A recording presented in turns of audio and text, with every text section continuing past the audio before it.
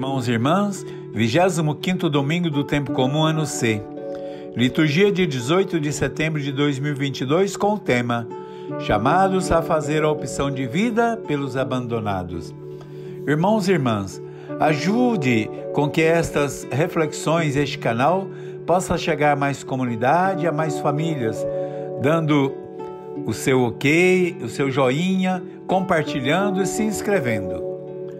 Na primeira leitura de Amós, capítulo 8, versículo de 4 a 7, o profeta denuncia os que desprezam o pobre e querem eliminar os humildes da terra. Ele denuncia os que roubam no peso para aumentar seus lucros. Denuncia os que misturam no trigo as cascas para aumentar suas riquezas. Para exercer a sua missão, Amós teve que enfrentar a política do rei Jeroboão II. Teve que enfrentar a indústria dos tributos do rei. Teve que enfrentar os donos do comércio. E teve que enfrentar a indústria têxtil e da mineração. A ganância desta elite não tinha misericórdia, não tinha limite. Não tinha respeito às leis do Senhor e não tinha um olhar para aqueles que estavam cada vez mais afundados na miséria. Até parece que Amós está exercendo a sua missão na nossa realidade hoje. Nesta leitura fica bem claro que Deus fica do lado dos que sofrem a opressão, fica do lado dos que são empurrados para a miséria.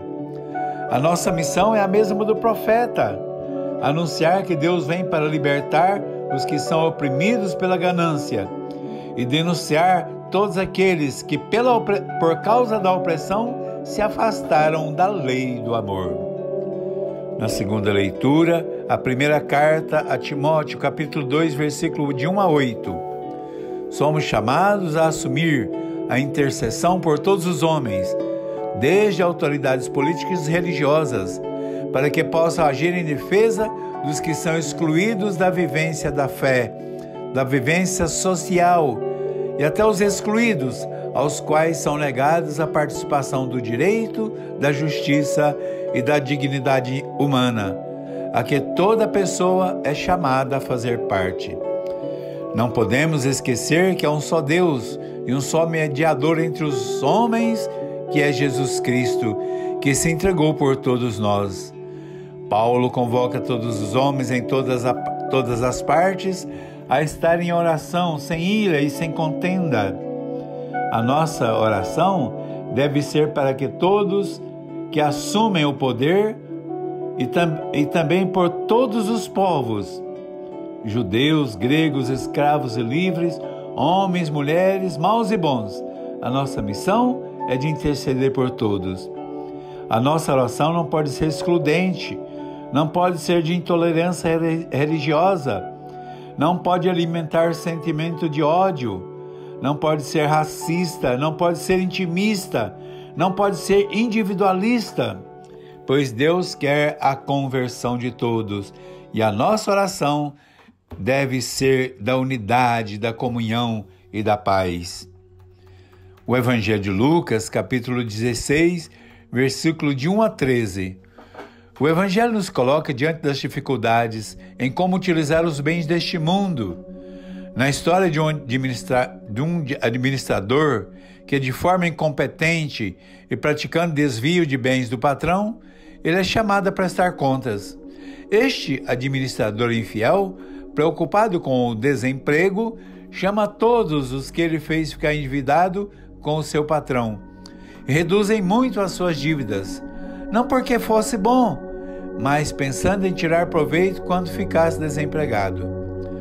No tempo de Jesus, o administrador não tinha um salário, seus ganhos vinham de uma porcentagem nos negócios. Desta forma, a dívida sempre sofreu aumentos para garantir a comissão e os ganhos do administrador.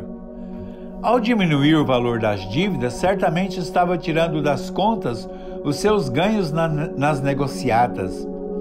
Jesus revela aos discípulos que este administrador, ao fazer esta ação junto aos devedores, tentava ganhar a benevolência dos devedores num futuro imediato, ao ficar desempregado.